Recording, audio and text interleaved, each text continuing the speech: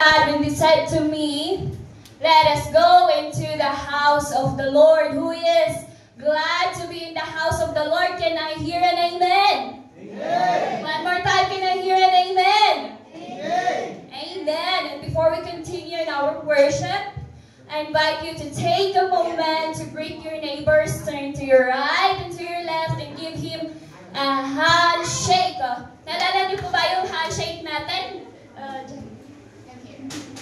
I love you in the name of the Father, and of the Son, and of the Holy Spirit. Again, I love you in the name of the Father, and of the Son, and of the Holy Spirit. Now, shake the hands of your neighbor to the right and to the left. And kilala niyo ba yung neighbor niyo? Alright. Okay, and as we gather, we also celebrate the beginning of a new year, 2025. 2025 has arrived, and it means a new beginning, a new hope, and a renewed strength. God has been faithful towards us the last 2024, and we know that the Lord will be faithful towards us this 2025.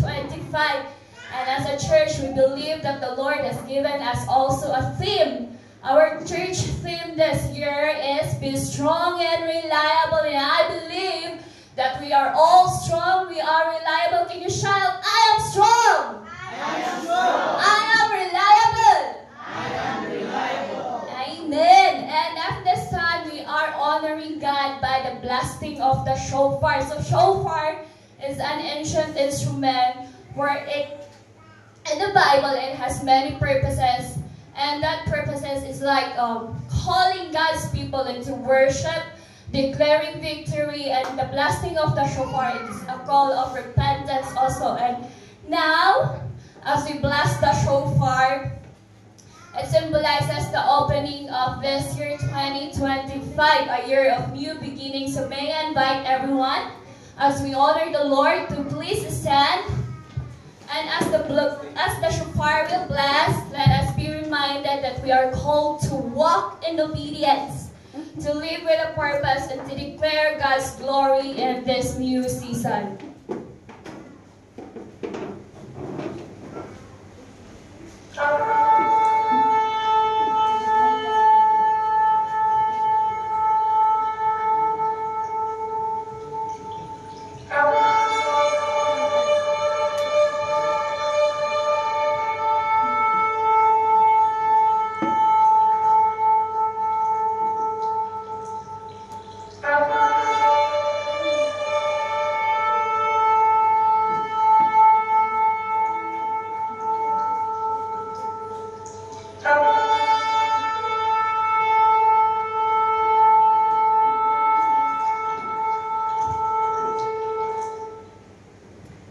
Continue in our worship, let us prepare our heart for a responsive reading.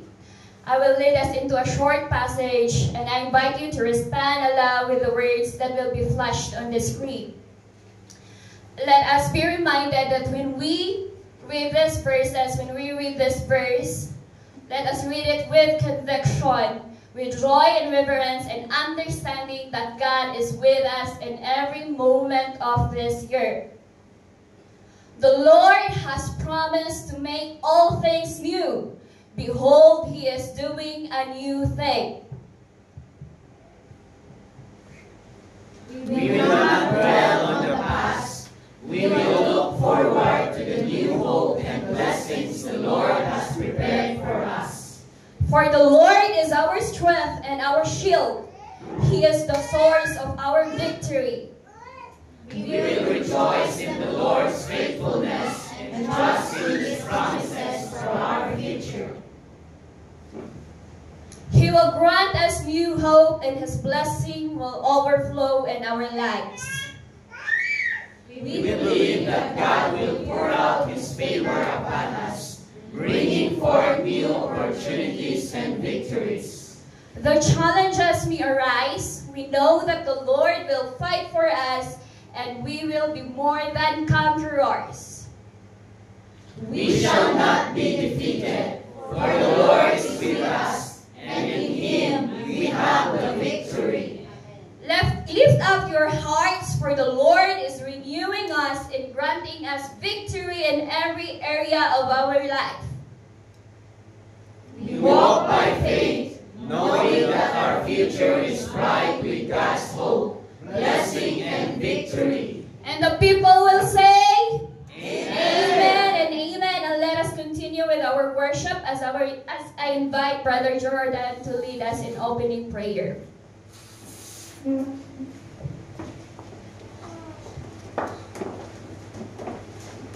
Okay, let us pray.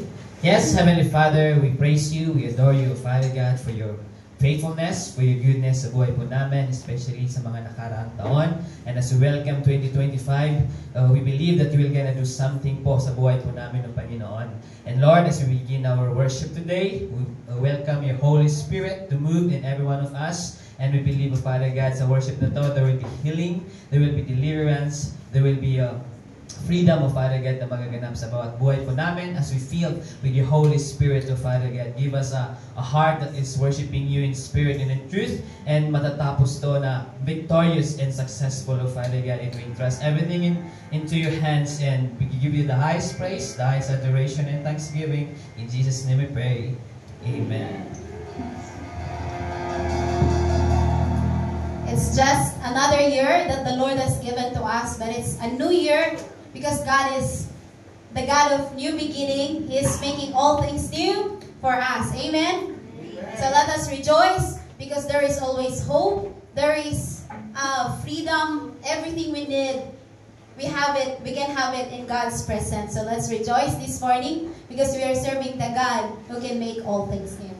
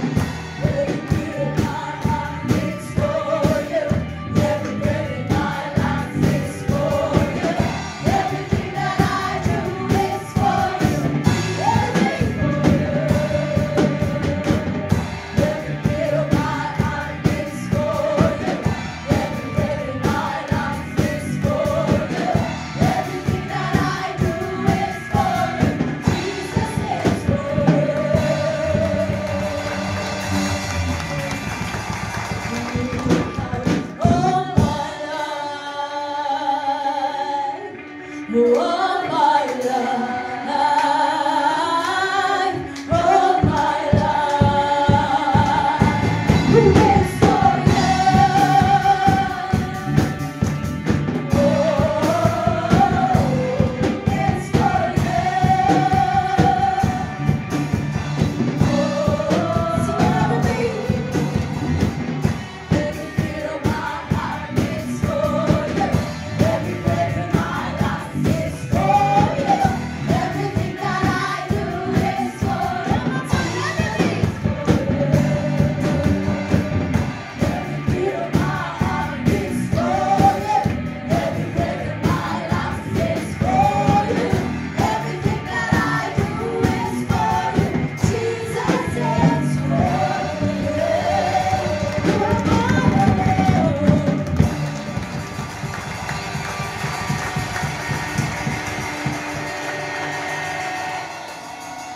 Thank you, God, for the new season that you have given to us. For the new year, new opportunity, new privilege to experience you more in our lives. And today, God, we want to sing this song because you are really holy and righteous. You are perfect in all of your ways. And we want to honor your holiness. We want to honor your righteousness in our lives. Thank you so much. Today, we are crying out for your grace and mercy and that righteousness that you have purchased on the cross for us. Lord, we long to be true worshipers. You said in your word, without holiness, it's impossible to please you and to see you. And you desire that your people will worship you in spirit and truth. So today, oh God, we will not only bring you praise, but we will bring you worship from our hearts. So continue to work in our lives right now. Hallelujah. 1,000 generations are falling down in worship to sing the song of ages to the Lamb. And all have gone before us, and all who will believe will sing the song of ages to the Lamb. Your name is the highest, your name is the greatest, your name stands above them all.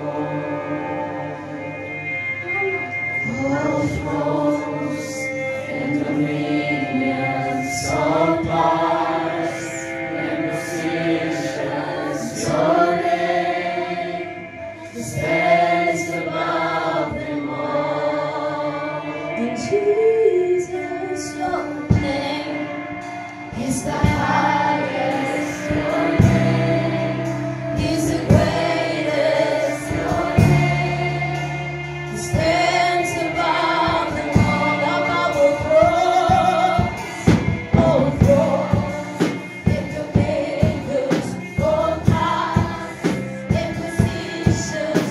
Your name stands above them all. Oh, Jesus, your name is the highest. Your name is the greatest. Your name stands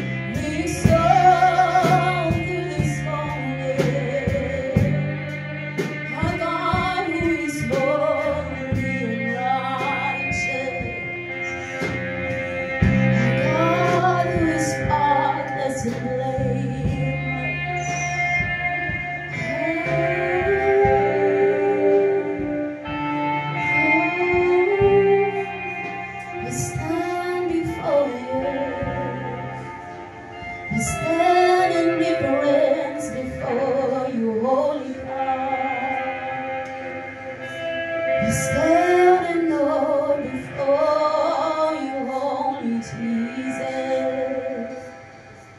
So you are holy, you are righteous. So only by remaining in your presence that we can achieve holiness in our life, that we can achieve righteousness in our life. So we remain in your presence, God. Oh, in this new year that you've given to us, Lord, we want to remain in your presence. We want to say that you are still our first love.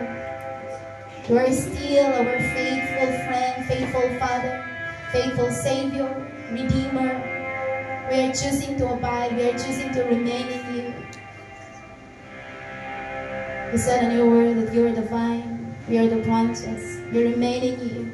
We remain in you, Jesus. And throughout this year, we are choosing to worship you. We are choosing, Lord, to offer you our bodies, to offer you our lives as our worship before you. We are so thankful. It's another privilege that you have given to each one of us to experience your presence more in our lives. Today, we don't want to let this opportunity pass by without pouring out our heart, without pouring out our thanksgiving, without pouring out our worship to you. So we lift you high. Come on, church, can we lift our hands? Let's lift high the name of Jesus. We thank him, we praise him, for he is good, for he is faithful. He is so amazing in our lives. Come on, open your mouth and just say thank you this year. Help me to be more faithful in worshiping you. Na hindi ko pipiliin yung sitwasyon, hindi ko pipiliin kung kailan ako magpupuri, pero tulungan mo all throughout this year, maging part talaga ng buhay ko, always worshiping you, always praising you. God, thank you so much. Thank you so much. Thank you so much. Let us love you more. Let us worship you more this year, oh God. Lord, kung meron kaming sobrang i-adore, sobrang i-appreciate sa taon na to, ikaw yun, Panginoon. Because everything that we have is from you.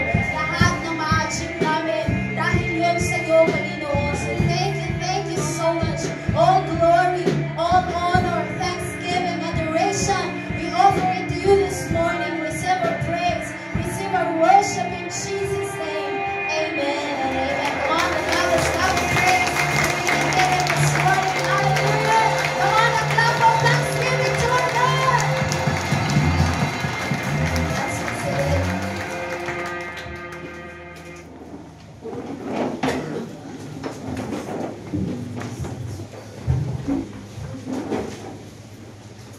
Praise the Lord. Magandang umaga sa inyong lahat.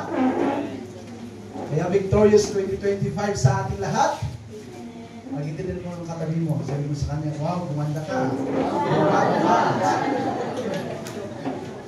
Nagkalaman ka, sabihin mo.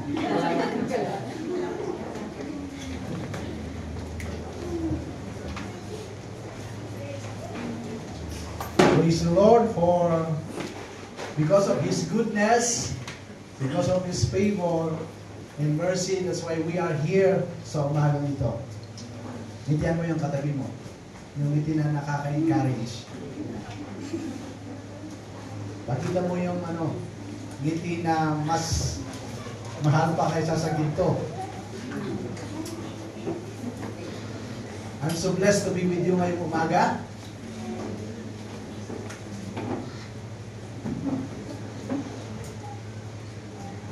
I hope na nag-enjoy kayo sa pag-celebrate nyo ng New Year.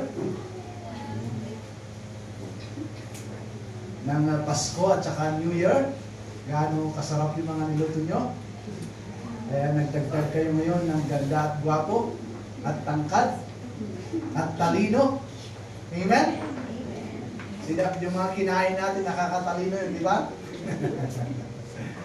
Okay, so this morning, I want to share to you yung ating tema ngayong taon, the G12 Vision. Ang tema po natin, the legacy. Amen.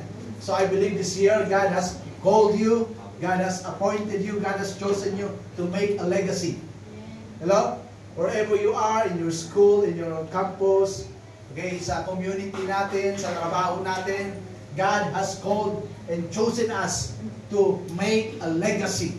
Okay, a legacy na wala nang ibang nag-glorify kundi ang ating Panginoon. Amen? Tayo naman sa church natin, in our church, ang tema po natin ngayong taon ay strong and reliable. And that's our theme this year. Strong and reliable. 2 Timothy chapter 2, verse 1 and 2. Okay, sa NIV, version yung gagamitin natin. Okay, 2 Timothy chapter 2, verse 1 and 2. Okay, so basahin nyo muna silent. Okay, paano mo nga? Memorize agad and we will read ano natin. Memory verse na natin yan. Okay, next verse. Piece of cake lang yan. Mas mahirap yung kumain ka ng pangos na natinikan. Okay? Ready na? Black muna. Of course, sa ating mga alam na natin yan. So, yun yung benefit natin. Lagi natin sinasabi. 2 Timothy chapter 2, verse 1 and 2. Ready ba kayo? Verse 1. You then, my son, be strong in the grace that is in Christ Jesus. And things you have heard me Yun yung say. verse 1. Yung verse 1 muna. Sige. Verse 1. 1, 2, 3, go. You then, my son, Be strong in the grace that is in Christ Jesus. Nag-cheat na tayo lahat. Kasalanan na nag-aagpo. Okay, alam na? Di ba? Mas maikli lang yung verse 1. You then, my son, be strong in the grace that is in Christ Jesus. Okay, verse 2. In the things you have heard me say, in the presence of many witnesses, entrust to reliable people who will also be qualified to teach others. Okay, sige, flash mo nga yung verse 2. Okay, basahin natin sabay-sabay. Go. In the things you have heard me say, in the presence of many witnesses, entrust to reliable people who will also be qualified to teach others. Yun po yung ating verse ngayong 2025. So, lagi po natin basahin, i-memorize po yan. As we memorize, as we read, let's allow the Lord to use that verse to minister in our life. Amen? So, sinurkat na po natin yan. Yung verse na yan is strong and reliable. So, I am strong and reliable.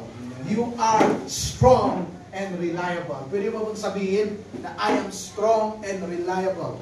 I am strong and reliable. Isa pa. Yung sinasabi mo, lumalayas lahat na ng negative, lahat na ng every distraction sa buhay mo. Come on, I want you to say it, na mayroong pananampalataya, declare it in your life, declare it in your family, declare it this 2025 for you. 1, 2, 3, go! I am strong and reliable. Amen. So, we are strong and reliable. Okay, so this morning gusto ko munang i-share yung strong. So, ang title natin ngayon umaga, be strong. Okay? Be strong. Sabi mo sa katabi mo, be strong. Be strong. Ano ang Ilocano ti strong? Ha? Wala na bang ibang term? Yun lang talaga? Ha? Ano ang kanay ng strong? Mabigas. Kalamuya. Asan yung natin? Anong kalamuya ng strong? Ha? Ipa? Pardon? Ibaloy. Anong ibaloy? Ha? Okay, so sabi ng verse natin, you then, my son, be strong. Yung verse na yan ay sinasabi ng isang nakakakilala sa isang tao. Yung kilalang-kilala, malapit na malapit. Amen? Though si Paul po yung nagsulat niyan, at si Timothy yung sinasabihan niya, alam ko na ginamit siya ni Lord para sabihin sa iyo sa araw na to, you then, my son, my daughter, be strong. Hello? Amen. Alam ko, pagdating ng 2025, kahit po yung mga kaharapin natin na mga challenges, mas nag-ano din po sila eh. Parang nagmamature din sila. Parang nagpapalakas din sila. Yun po yung reality na haharapin natin. Yung mga trials natin, yung mga challenges in our life. Hindi dahil nagpaputok ka, tinaboy mo na ang challenges. Hindi po ganon. Pero sigurado po yan, bawat isa sa atin, kung ano yung naranasan mo noong 2024, mas tataas siya ngayon yung challenges na haharapin mo ngayong 2025. That's why I believe ito po yung word ni Lord para sa ating lahat. And I realize that this word is for me, the word of God is for me, and the word of God is for you. Okay, kaya po una, yung be strong is very direct and personal. Very strong word and personal po. Yung pagsabi dito, you then my son, be strong. Okay? This was an important encouragement. Paul, alam ni Paul, Apostle Paul, na si Timothy kailangan niya ng lakas, kailangan niyang maging malakas, kailangan niya ng strength, ng endurance to fulfill the calling God had gave him. You know, this year God has called us to make a legacy. Yung, kaya po yun yung ano natin sa G12 Vision, the legacy. Meron po tayong calling. Tinawag po tayo ng Panginoon into something great, greater than what we are doing every day. God has called us to be a light. God has called us to be a salt. God has called us to win souls and make disciples. Kaya sabi ni Lord sa atin, be strong. Amen. Pagbabasahin po natin yung Bible, karamihan po, direct or indirect, sabi ni Lord sa kanyang mga tinawag, they have to be strong. Maging strong sila. Amen? Amen. Kaya po ngayong umaga, sinasabi ni Lord sa iyo, be strong. Ano man yung pinagdaraanan mo ngayon o tinatakbuhan mo ngayon, nilalangoyan mo ngayon na sitwasyon ng buhay mo, be strong! Amen. Wala ka mang regalo nung New Year? Marami kasi hanggang ngayon, hindi pa makaget over. Hindi pa maganda. Okay? Pag salubog sa 2020, wala kasing regalo eh. Come on! Be strong! Amen. We have to be strong. Sabi niya, sabi ng mga scholar, 25 times Paul encouraged Timothy to be strong and endured his work in Ephesus. Perhaps Timothy was naturally timid. Hindi na kasi natin alam. Ito lang yung haka-haka ng mga scholars. And easily discouraged. Or perhaps he was a man of normal courage who had great responsibilities. Alam natin yung responsibility ni Timothy. He needed to be often told, be strong. Hello? Yung what is important is, yung be strong is the greatest encouragement na kailangan ni Timothy that moment. And I believe nun din sa atin. Ito po yung very important encouragement for you and for me. We have to be strong. Amen. Amen? Yes. So, it is direct and personal. Pangalawa, yung be strong, my only option. Amen? Para tayong nag-exam dito. E na mayroong pagpipilian. Pero ang pagpipilian mo, be strong lang. Amen? Amen. Hello? Be strong is my only option. My only choice. Hello?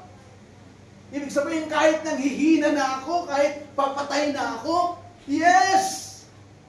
It's your only option.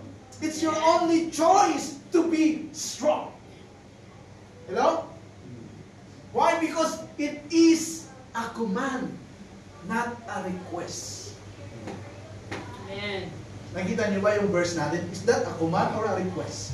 Can you please be strong? Ganun yata ang request, di ba? Mas ano siya eh, di ba? May sweetness. Pero yan, you then, my son, be strong. Hello? That's why it is a command. So if it is a command, that is only our option. Amen. So posible pala na kahit nang hihina tayo, pwede tayong lumakas. Amen. Pwede tayong magpakalakas. Pwede nating piliing lumakas. Kasi yung becoming strong, yun lang yung option natin. Yun lang yung answer sa atin. Amen? Kaya ngayong 2025, darating yung time na baka manghihina tayo pagdating as we travel, as we journey in this 2025. Eh, mayroong time na nanghihina tayo. I want you to remember the command for you is to be strong. Amen? Amen? No one can finish the task if they are not strong. Kahit po sa Olympics, minsan may natatalisod. Pero ang ginagawa niya, he stand. Lalakad na lang siya to finish. Amen? They choose to be strong. Kahit masakit, nagpipilay-pilay. Pero nilakad niya to finish the task. Kasi if you remain weak, then you cannot finish the task. You cannot do the calling that God has called us to do. Amen? What God has appointed us to, we cannot do. Okay, so kaya nga sabi niya, be strong. Okay? Yun yung pangalawang point, my only option. Yung number one, it's direct and personal. And I want you to understand this. Okay? Pag sinabing it's only your option, hindi lang basta ganon. I want you to look at how good is our God. Be strong. God is always there to give us strength. You know? Sinabi ni Lord na be strong, but He is always there to give us strength. Okay. Isaiah 40, 21, 29, and 31. Sabi niya, He gives power to the weak, and those who have no might, He increases strength. Amen. You think you are weak? You think you have no more strength? Pero sabi ni Lord, He gives power to the weak. So if you think that you are weak, then God can give you power. If you think na wala ka, hindi mo kaya, God will give you might. Ini-increase niya yung lakas mo. I-increase ng Panginoon. That's why God Himself, He commanded na maging strong tayo. Because kaya niyang palitan yung lakas natin. Kaya niyang i-recharge yung battery natin para lumakas tayo. Kaya niyang i-reveal yung lakas natin. Amen? So pag sinabi ni Lord na be strong, and that is your only option because He gives you strength. Amen. Okay. But however, we must receive this strength.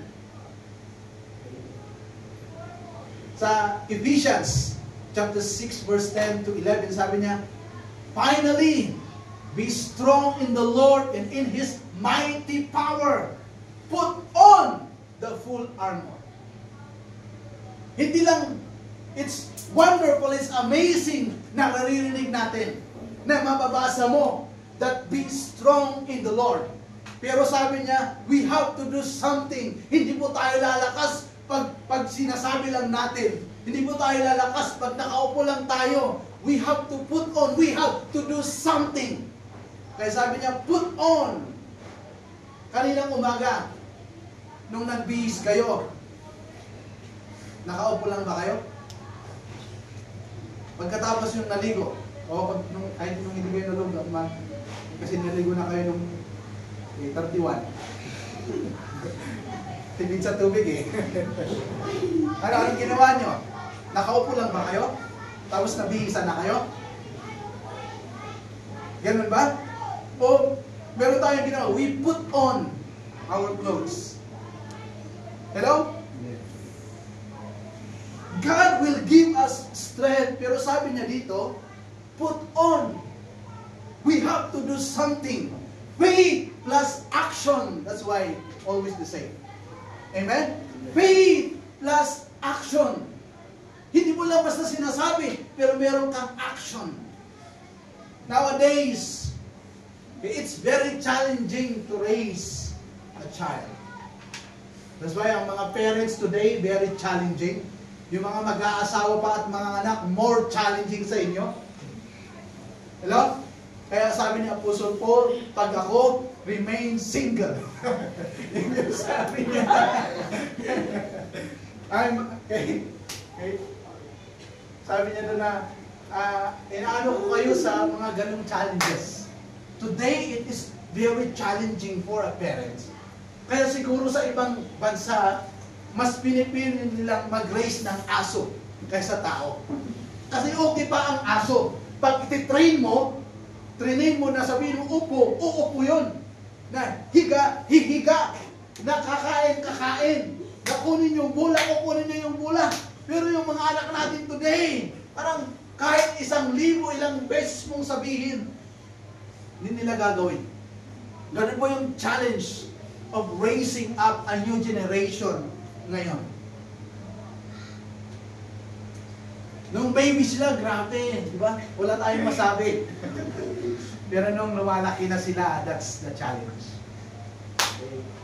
Pag 8 years old, 7 years old, 8, 9, teenager, noon na yung challenge. Because of the surrounding. That's why parents, to be strong, to discipline and to love our children, kailangan yun lang yung only option natin. Our only option is to be strong and disciplining and loving our children. Hello? The Bible says, you raise them with a rod, they will not die. So, God is allowing us to whip our children. Amen? Habang pwede pang paluin na natin sila. Hello? Are you still with me? Amen. Inalaw po ni Lord yun, paluin po mga bata. Para to discipline them. Kailangan po natin ng rod in our knees today. Kneel and pray for them. Be strong in kneeling down, praying for our children. And of course, in disciplining them. Kahapon, kinakausap ko si Dejan. Sabi ko, ilang taon ka na? Teenager ka na. Sabi ko sa kanya, gusto mo ba bang napapalo? Ayaw naman niya. So you have to listen and obey my words. Okay? Your daddy and your mama. Amen? Yun kasi yung ano sa Bible eh. Okay? You have to honor your parents. If you know how to honor your parents, then you can honor God. Because it is very impossible to honor God but don't honor your parents. Okay? So, parents, our only option is to be strong. Amen? Amen. Madali kasing mag-give up. Sige, bye-bye ako di anak ko. May amon na niya, tikwa. Pero, I believe walang parents na gusto niya yung anak niya mapariwara. Mapunta sa hindi tama. Alam niyo, kahit nung tayo noon, ang titigas ng ulo natin, pero nung naging parents tayo, ayaw natin ganun ang mga anak natin. O sa mga may anak, may asawa, matitigas ba ang ulo niyo noon? Kaya ko. Yun yung sabi ko sa anak ko, si Jason. You know, even those people who are very bad before, when they get married and have children, they don't want their children to become bad. That's why I'm telling you today, sabi ko kay Jason, sa mga anak namin, sinasabihan natin. Because a parent only wants the best for their children. Amen? So that's why parents, this is the word of God for us. Our only option is to be strong. Amen. Amen? Okay. God makes the resource of His strength available to us. Pero, kailangan po we have to put on. We need to put on. Okay? It does not come as we sit back passively and suppose that God will simply pour it into us. No, we have to put on the strength that the Lord has given us, or is giving us. He brings His strength to us as we seek Him and rely on Him instead in our own strength. Amen? If we seek Him, if we rely on Him, then He will give the strength na kailangan natin sa buhay natin. Amen. So, if you are weak, and sa tingin mo mamamatay ka na, your only option, be strong. Amen? Amen. Our only option is be strong. Amen. Sometimes, kahit walang mag-encourage sa'yo, your only option, be strong. Amen. Encourage yourself. Yes. Be strong. Pangatlo, our source of strength. Pag sinabing be strong, it is very direct and personal. Very strong word po, yung pagkasulat niya. You be strong, sabi niya. And pangalawa, it is only our option to be strong. Pangatlo, pag sinabing be strong, merong source yung strength natin. Of course, we know that it is the Lord. Yung source ng strength natin. Pero sabi niya sa verse natin, be strong in the grace that is in Christ Jesus. Amen? Sabi niya, be strong in the grace, in not our own strength, not in the strength of other, not by drinking milk or energy drink or whatever. Okay? Maybe siguro makakatulong yun. Siguro mayroon ng prescription ngayon, hello? Para lumakas yung pag-iisip natin. Pumunta ka sa psychiatrist, and ano ka ng gamot. Pero, our source of strength, sabi niya, be strong in the grace that is in Christ Jesus. Paul told Timothy a specific way to be strong. Ano daw yung specific way na yun? That is to be strong in the grace that is in Christ Jesus. This strength in grace is essential for a strong Christian life. Pag pala yung strength natin is in the grace that is in Christ Jesus, we will always be strong. Amen? Hindi sinasabi na hindi ka daraan sa time na parang maghihina ka, mawawalan ka ng lakas. Daraan po tayo doon. Pero if we are strong in the grace that is in Christ Jesus, we will always be strong. We will overcome. Amen. You will overcome. You will be renewed. Your strength will be renewed. You will be empowered. Baka iba kasi yung pinagkukunan natin. Not to people, not to our own, but in the grace that is in Christ Amen. Jesus. Amen. Ibig sabihin ng grace, divine help. Para maintindihan natin yung grace. Simplest theological meaning, ibig sabihin ng grace, divine help. So yung may pangalan ng grace, you are always a help to others. Wow. Amen. You always add value to others. Divine help, ibig sabihin, yung help natin comes from something that is powerful. Something na hindi nadi-discourage. Something na hindi nagiging weak. Pag sinabing divine help, and that is our God. That is Christ Jesus. Amen? Jesus Christ, though physically, He became weak. Tama? Kasi nagutom din siya, napagod din siya sa paglalakad. When He was punished, going to be crucified, of course, yung katawan niya, nag-give up. Pero He was never weak. Hello? Kaya sabi niya, the source of our strength is in the grace that is in Christ Jesus, divine help of Jesus Christ. Hello? Grace means unmerited gift of assistance. Parang we don't deserve Hindi ka merit para sa'yo. Pero binigay para sa atin. You know? It was given to us as a gift of assistance. Di ba, pag nanghina tayo, kailangan natin ng assistance. Tama? Yes. Mabigat yung dala mo. Kailangan mo ng assistance. Kaya po sa mga grocery, may mga tumutulong na po, di ba? Kaya di ilalagay sa cart, di ba? Yung iba, ihahatid pa kung malapit, sa store, ihahatid nila. May jeep pa nga, may sasakyan nga, ihahatid pa. Yung mga malalapit, ganun po sila.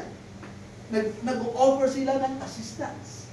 So how much more is our God? Our God, He knows every situation na pagdaraanan natin sa buhay natin. Ngayon, nung sinalubong natin ang 2025, grabe ang saya natin, di ba? Nagluto tayo, ang sasaya natin. Wala naman siguro umiyak habang nagluluto, di ba? Ganun ba kayo? Sinong ganon? Yung umiyak ka, malungkot ka kasi magti-2025, meron ba? Lahat masaya, di ba? Amen. Baka yung iba, tumalon pa kayo, parang nakakad ako. Pamahingin nila. Hello? Di ba lahat tayo? God knows. And that is 2025. We will be having challenges in our life. Kaya sabi niya, be strong. But the source of our strength is the Lord. Amen. It is a divine help from God. Amen. Unmerited gift of assistance from the Lord. That comes from God. Amen? Kaya posible ba that I will always be strong? Is it possible that I can always be strong? That you will always be strong? Is it possible? Yes. Ha? Amen. Kaya dapat wala tayong nakikita na nanghihina na langon. Kung nanghihina ka, merong divine help. Amen. Merong assistance Amen. from God. Yes. Hello? Huwag mo makakalimutan yung kapatid. Kaya sabi ni Lord, be strong. We Amen. have to rest in the grace. Resting in the grace. In the unmerited favor of God toward us in Christ Jesus. Okay? Resting in the grace gives us confidence and boldness we could never have when parang iniisip natin na ayaw, parang hindi ko na ito kaya. Mukhang minaman-manan ako. Pag nagkamali ako, wala na akong pagkakataon. Probation. Diba? But you know, our God is there. Amen. He is always present. He's never absent. He's never leave you nor forsake you. And His strength is always available for you. Amen. Hello? Are you still with me? So there is nothing that can make us strong. Yung isipin mo, anak ako ni Lord. I am a child of God. Amen? Through Christ, we have given the right to become children of God. So wala nang ibang magpapalakas sa atin. In the grace, okay, through Jesus Christ, isipin natin, I am the Son of God. I am a child of God. I am the daughter of God. My God is the King, the Lord of Lords, the Almighty God, all-powerful God. In Him, my strength can always be renewed. Amen. Hello. That's why I believe that this church will be strong church. Amen. Not in our strength, in our own idea, but in the grace that is in Christ Jesus. This church will become strong. Amen. Stronger than before. Amen. Stronger in doing what is right, in choosing to do what is right. This church will become a strong church. Amen. Because that is the word of the Lord. Amen? Amen. Gusto mong pag-aralan niyo yung verse na to. It's so wonderful yung verse na ito.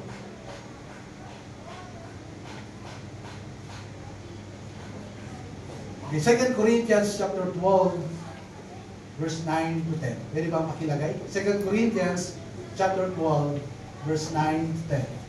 Last verse, babasahin natin.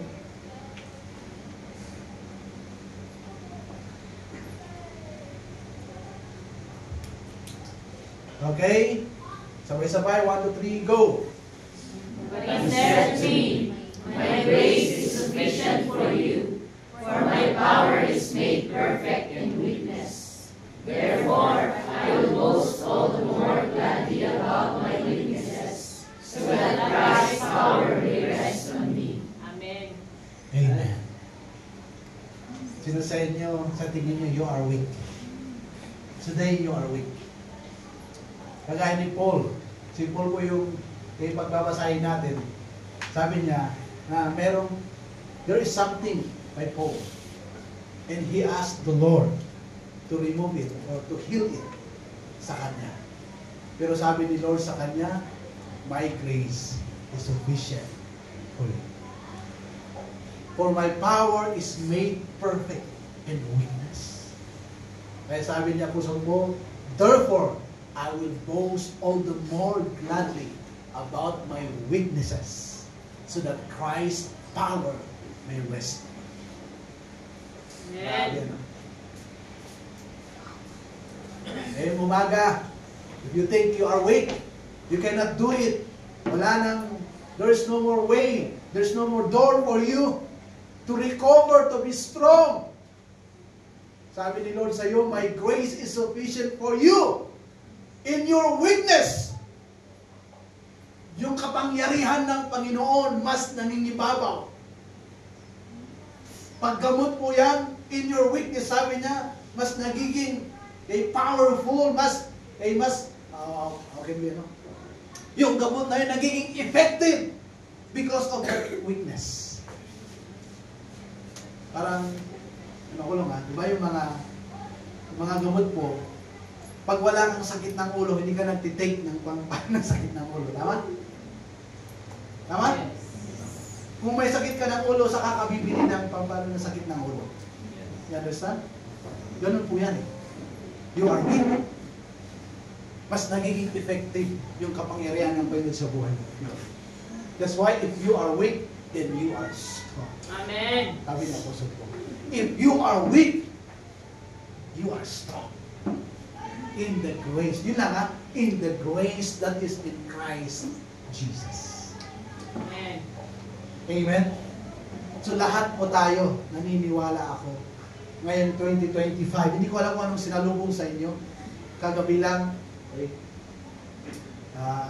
sa messenger ng aming may nag-message na may namatay, nahulog na sasakyan sa Canon, at anak ng isang kamag-anak namin, yung namatay doon.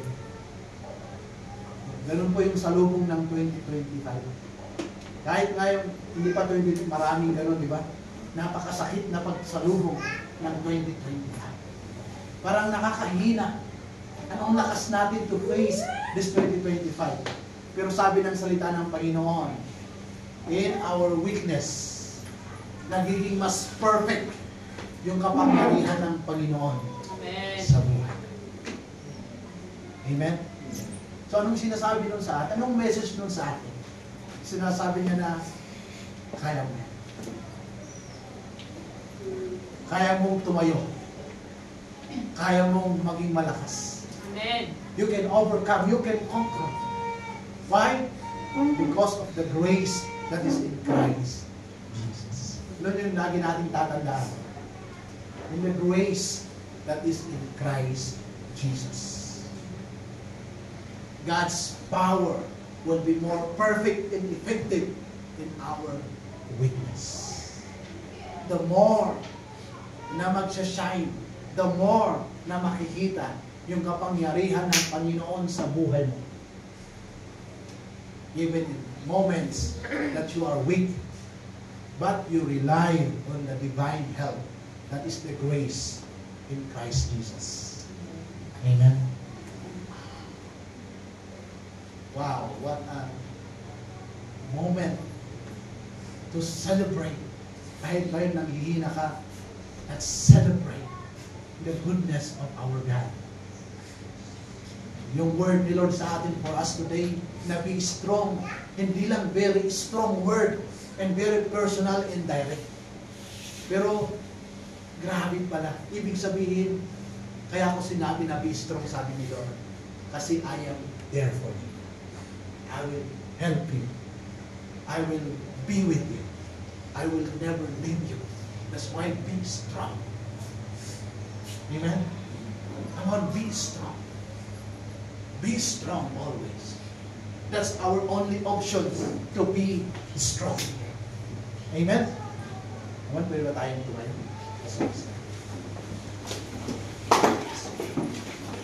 Hallelujah. Thank you, Jesus.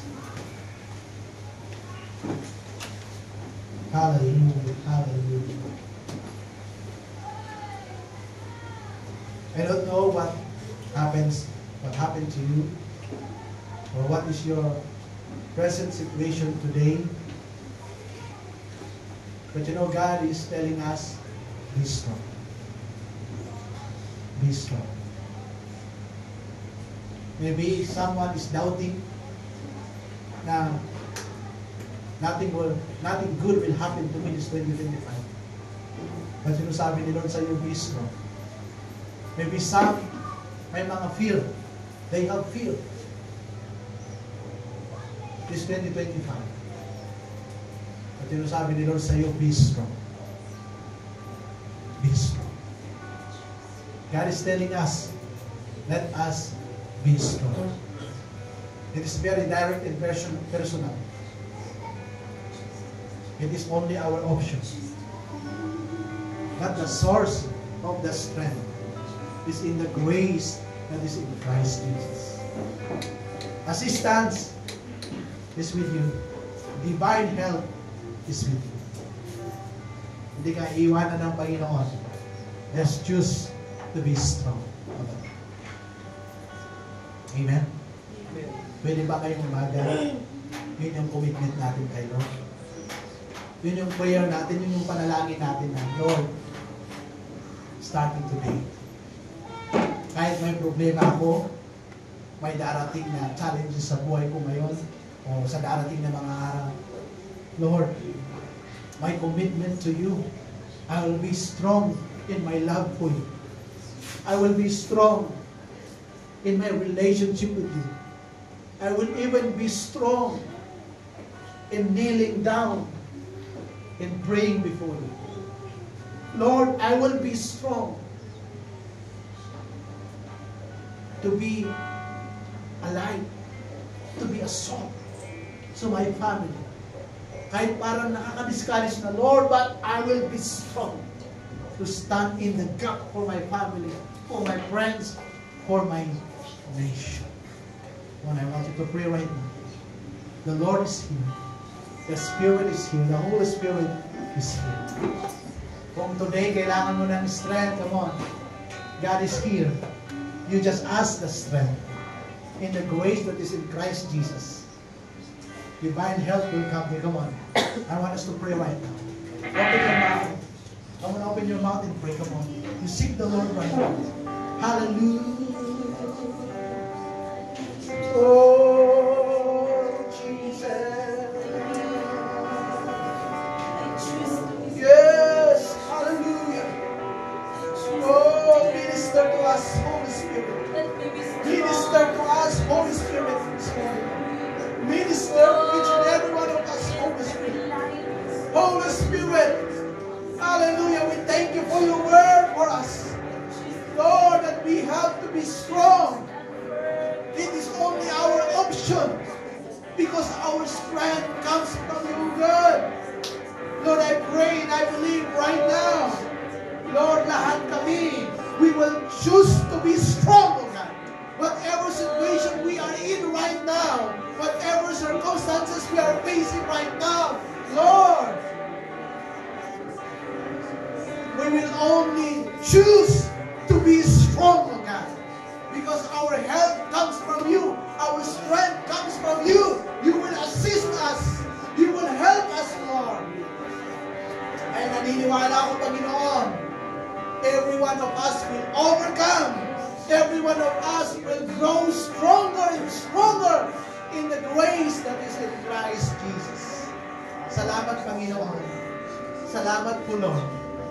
Kahit po sa darating na mga araw, na mga buwan, hindi po namin alam yung mga pagdaraanan namin sa buhay. Pero salamat po sa iyong mga salita, Panginoon. Your word is powerful. Your word gives life. Your word is our everything, O Lord. At salamat sa salita mo sa amin, Panginoon, that we have to be strong. At kaya namin maging strong, Lord, ano man po yung sitwasyon sa buhay namin. Lord, we can choose to be strong, Lord. And salamat po, Lord, that divine help will be with us. Unmerited gift of assistance will be, Lord, will come from you, O God. Kasi, Panginoon, it is your will na bawat isa sa amin nagtatagumpay kami sa buhay, Panginoon. Kasi yung tagumpay namin nagiging ilaw, Panginoon, so that people can see that you, our God, is a wonderful God.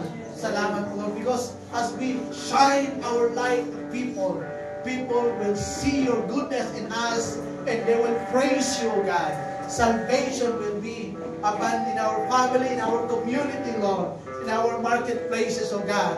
Pag nakikita nila, nagdinigning kami, nagtatagumpay kami sa buhay, Panginoon. Salamat po, Lord. Salamat po, Panginoon. I declare that this church will become strong. I declare that every single one of us, we will be strong always, even in times that we are weak. But the more we will be strong, Lord, because of you, Jesus. Maraming salamat po. Ito po ang aming panalangin sa pangalan ni Jesus. Amen. Amen. Praise God.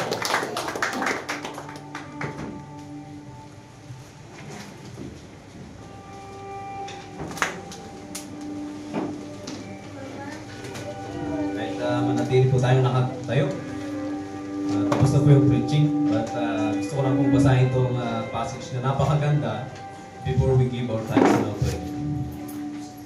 Sabi niyo dito sa 1 Chronicles 29 verse 3. Si King David po ito, ang nagsasalita dito.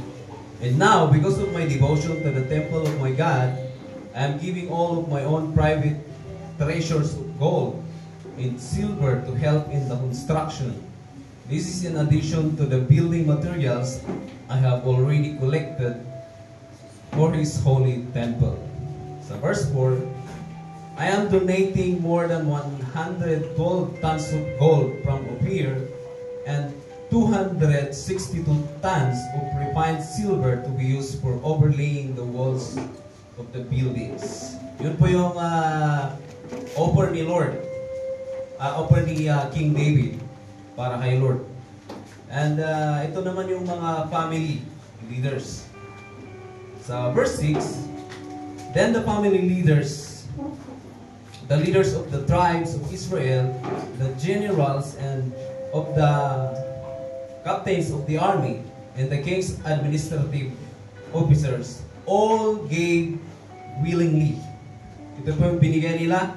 188 tons of gold, 10,000 gold coins, 375 tons of silver, 625 tons of bronze, and 3,750 tons of irons. And lastly, sa verse 9, the people rejoiced over the offerings, for they had given freely and wholeheartedly to the Lord, and King David was filled with joy. Hindi ko po sinasabi na gawin natin yung ginawa ni King David, na ibigay natin lahat yung treasures natin. Pero kung gusto mo pong ibigay lahat ng nasa wallet mo ngayon, pwede. So, sino pong katulad ko dito na gustong yumaman? Amen! So, hindi po pag binigay yung tithes, iyayaman. Ang magpapayaman po sa atin ay when we please the Lord through giving our tithes and offering. So, isa lang po ito sa way to please the Lord, at kapag natutuwa si Lord sa atin, doon niyo po tayo pinagpapalan. So, I encourage everyone that as we give our tithes and offering, dapat meron tayong tuwa, merong gladness sa puso natin, and the Lord will be pleased And He will cause na yung pintuan ng langit, yung windows of heaven will be open for our blessing. Can we pray? Father, we praise you and we adore you. We thank you so much for your goodness, for your faithfulness. Thank you for sustaining us for the year 2024. And Lord, we believe as you have done in our life in 2024, we're gonna multiply it this year, 2025. We're gonna multiply it to 30, to 60, to 100 times. So as we offer our tithes and offering, Father, we pray that you would bless our heart, that you would bless our hand, that you would bless these tithes and offerings so that it will be used for your glory, for your kingdom. Because Lord, we want to help in building your kingdom here in our community through giving our tithes and offering, through serving you well all the days of our life this year, 2025. So Father, I declare promotion. I declare abundant blessings sa bawat buhay ng isa na nandito. Lord God, we're gonna experience miracle from miracle day to day sa buhay namin this 2025. Hindi na po kami magkukulang, but Lord, we will have everything in abundance because you are the God who provides. You're the miracle working God. You will never leave us. You will never forsake us. But Lord, for the rest of 2025, you're gonna sustain us exceedingly and abundantly. We give you praise, we give you glory in Jesus' name. Amen. Let's march.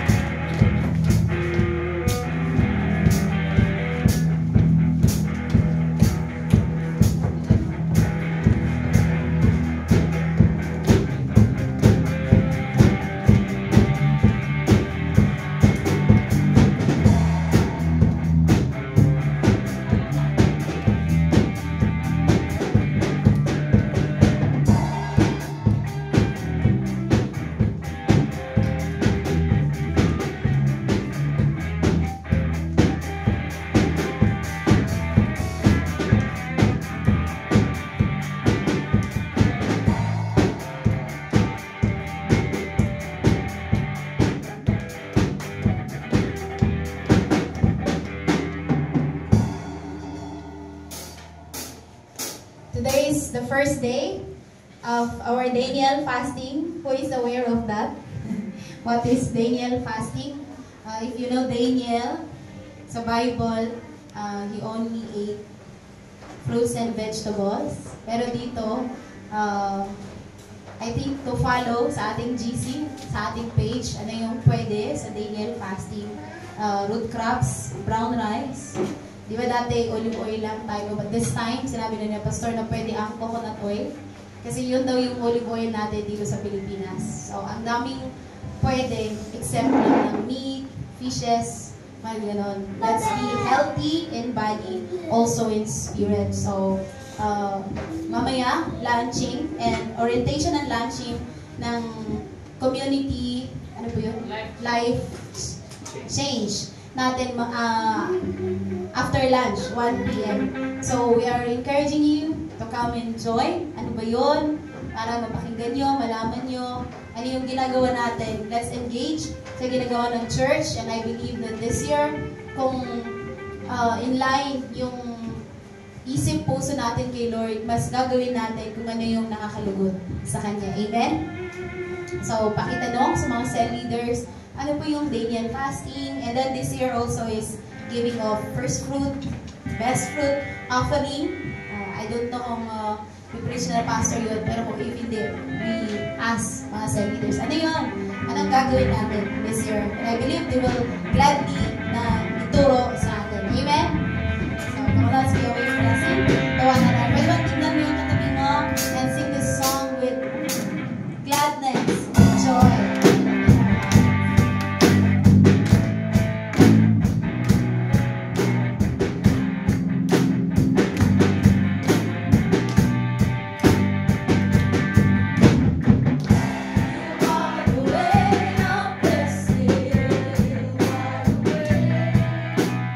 Promise